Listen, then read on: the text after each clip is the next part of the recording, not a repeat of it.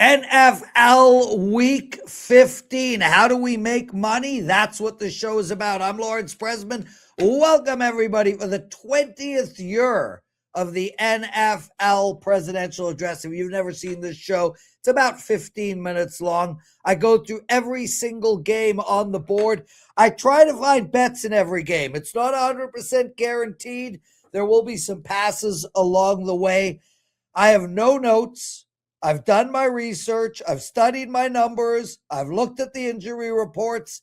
And here is what I think you should bet. Let's start right off the bat with Atlanta going into Tampa Bay. And this Atlanta team, well, they're coming to the end of the Morris era, if you will. That coach is going to be fired. This team's going to have an overall, and it shows.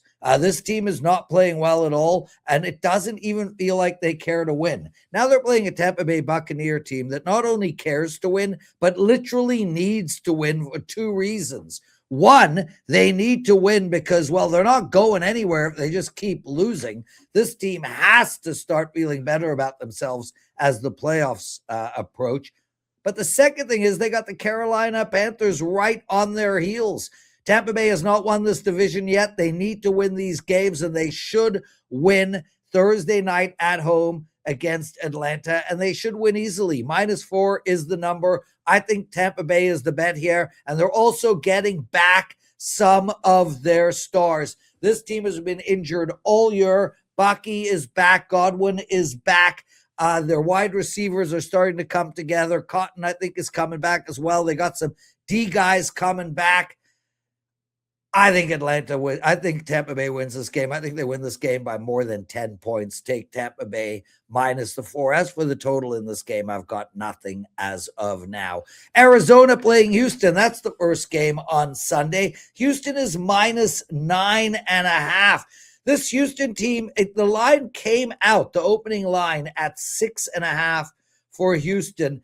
88% of the money written on Houston, 88% of the tickets on Houston, and it's gone all the way up to 9.5 with a 10 on tap, and I think Houston is the right play. I am not normally looking to take double-digit favorites, especially double-digit favorites that can't score.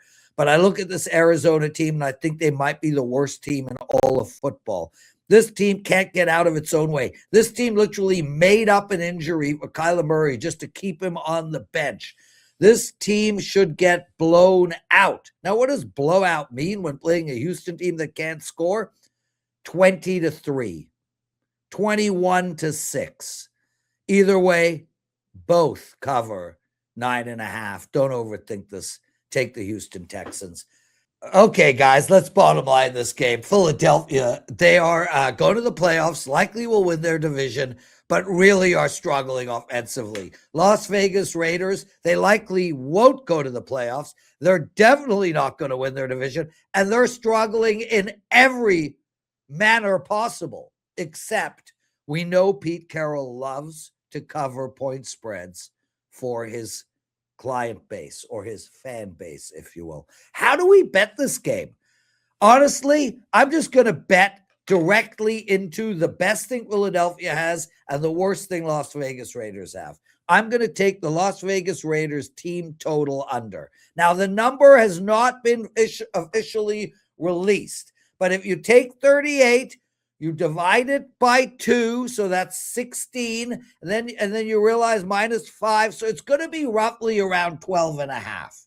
I don't think it's going to get anywhere near 12.5. I don't think the Las Vegas Raiders score a touchdown in this game. I don't think Las Vegas Raiders get over 10 points. I'm not going to overthink this. Philadelphia is struggling offensively, and their defense is lights freaking out. Las Vegas is struggling offensively and defensively. I think Philadelphia slows this game down to a crawl. I think they hold the possession of the ball for around 38 minutes. I think Las Vegas Raiders gets one less possession than Philadelphia. I'm just going to take the Las Vegas Raiders team total under, and it should be around 12.5. New York Jets playing in Jacksonville. Jeff George might be playing quarterback for the New York Jets, or Jake Plummer. I'm trying to think of some other journeymen from 1990s that we could add to the Phillip Rivers train. Bottom line here is The New York Jets are coming to this game without a quarterback. And Jacksonville, they're playing really good. They've been able to move the ball up and down the field on everybody. This Jacksonville offense is ticking. Minus 12. Jacksonville is putting 30 points up against the New York Jets. Can we assume the New York Jets get to 21, 20, 18, 17? I can't. This Jacksonville defense is playing decent as well. I hate to go with Houston at minus 9.5 and Jacksonville at minus 12, but that is what we're doing. Chicago playing Cleveland. The line now is minus 7.5. The total in this game is 39.5. And I'm going to bottom line this. This Cleveland Brown defense is one of, if not the best defensive unit in football.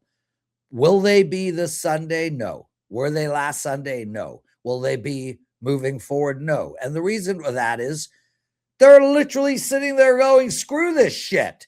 Myles Garrett must be like, yeah, I'm not going to go get injured. Yeah, I'm not going to try so hard. Yeah, the season's over. The organization sucks, and you people are single-handedly destroying my entire career. So, yeah, we're going to just work on 70%. So, with that said, I don't think Cleveland can move the ball. I think the Cleveland defense is going to be giving up.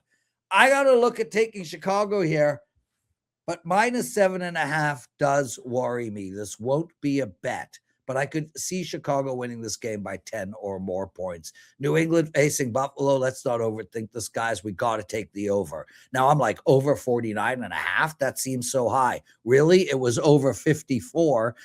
Buffalo, Cincinnati, and they had no issue getting into the 80s or 90s. I think Buffalo just scored. We got to go over here. And I know you're going to talk about the snow, the wind, the rain, the cold. It was snowy, windy, rainy, and cold on Sunday against Cincinnati, and they both were able to move the ball up and down the damn field. The only thing that matters to keep games under is the wind.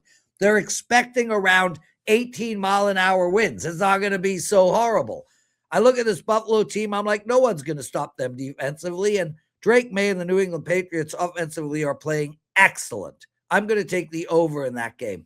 And if you want a side bet, I like Buffalo here, flat out. Very hard to beat a team twice in the same year, and especially a good team.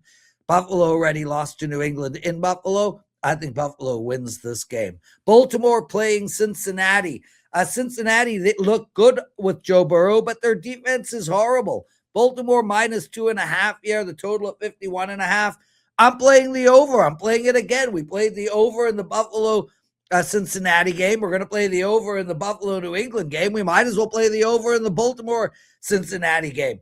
I mean, Baltimore is not a very good team right now, but they were moving the ball up and down the field. They were able to put up 22 last week, and it should have been 29 if the guy was able to hold the ball for one extra second.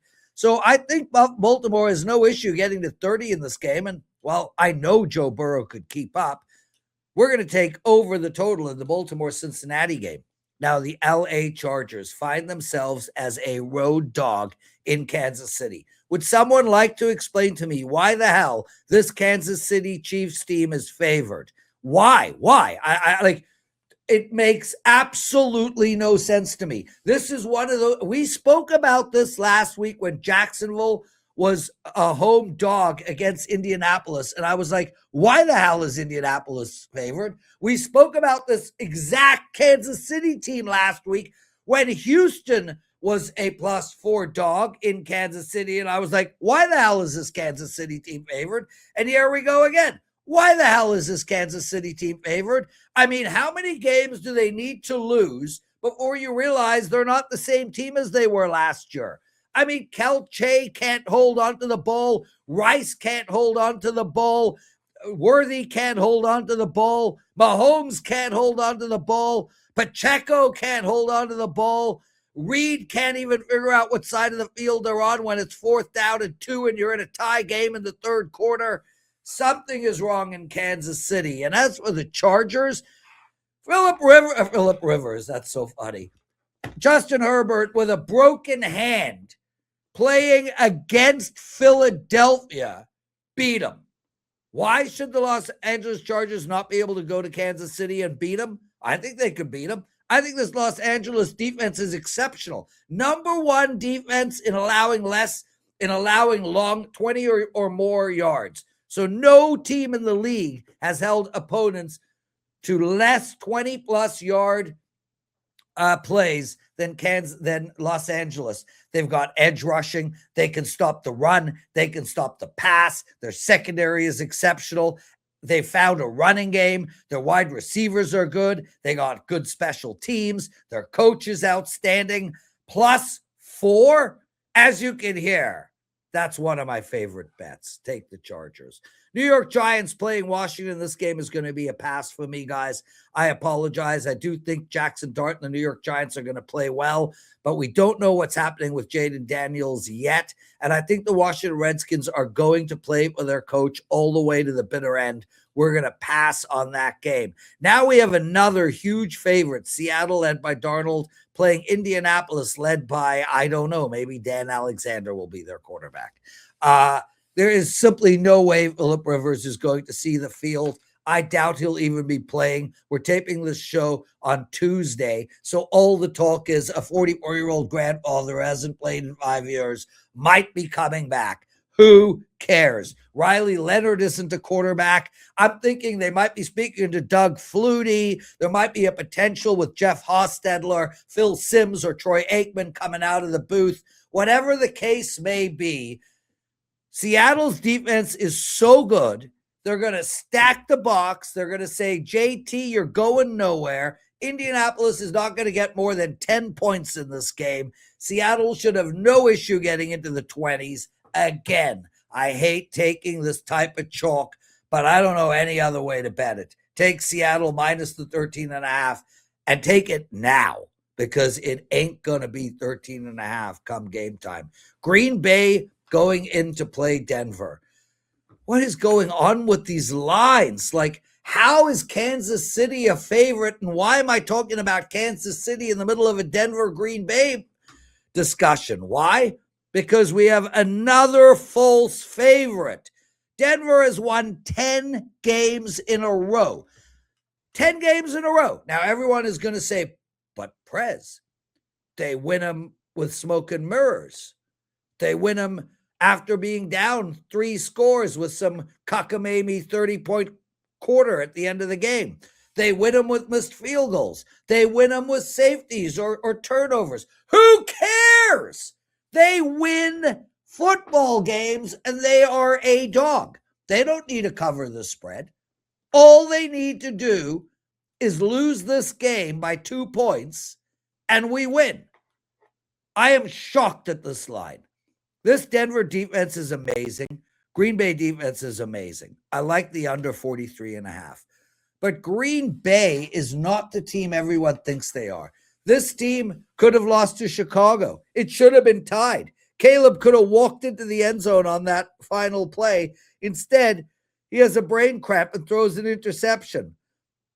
Green Bay plays Detroit. They convert 2 fourth downs. Detroit doesn't convert 2 fourth downs.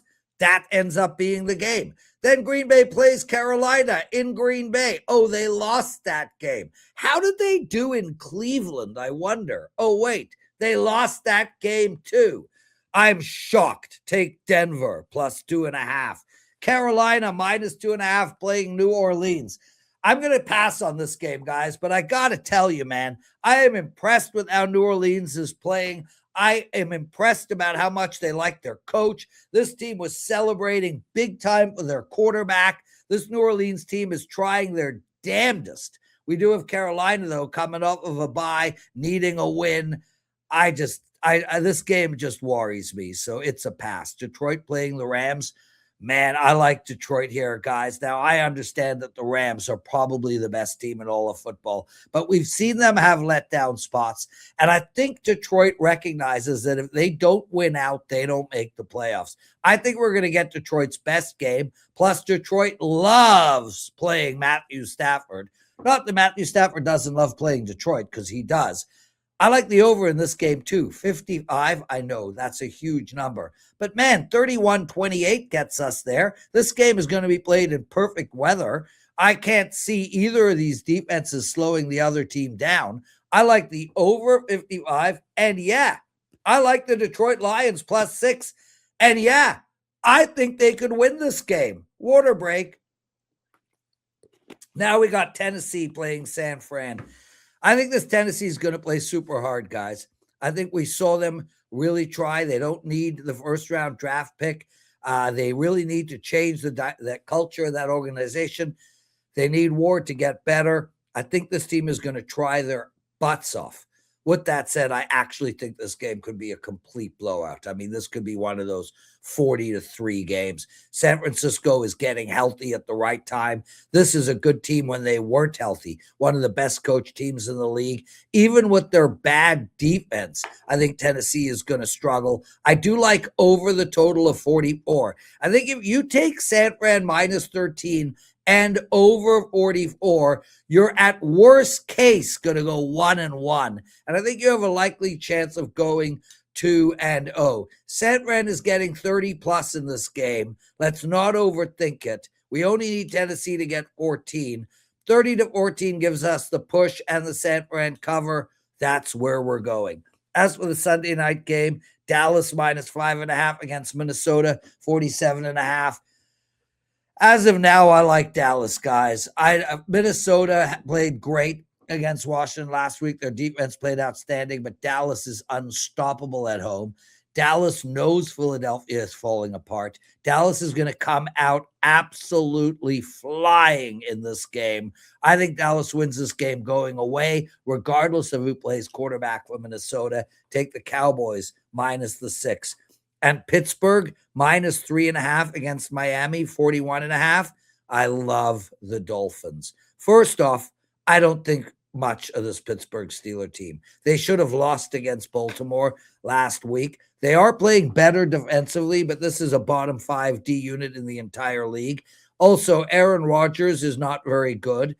I don't think their offense is excellent. And I think Miami is really playing the best ball they've played in a long while. They've won 4 games in a row.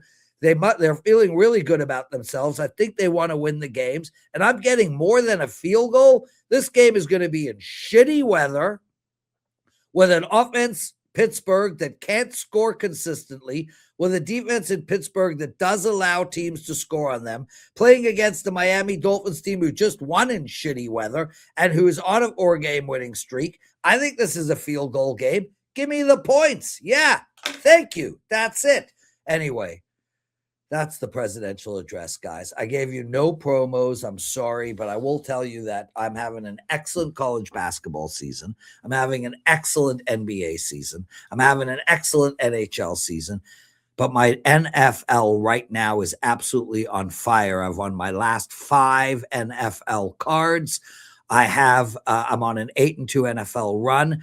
I would have gone 6-1 for my NFL clients on Sunday, except for the Pete Carroll problem, but 5-2 was still a good day. This is the absolute perfect time to be betting my NFL. I told you guys this last week that the month of December is when I do my best work. It's held true so far. We move forward. Guys, if you don't mind hitting that like button, it would be greatly appreciated. Subscribe to our channel and make sure to comment. Lots of love to all of you guys. Thanks for watching the NFL Presidential Address. I'm Lawrence Prezman, and we'll see you all next week.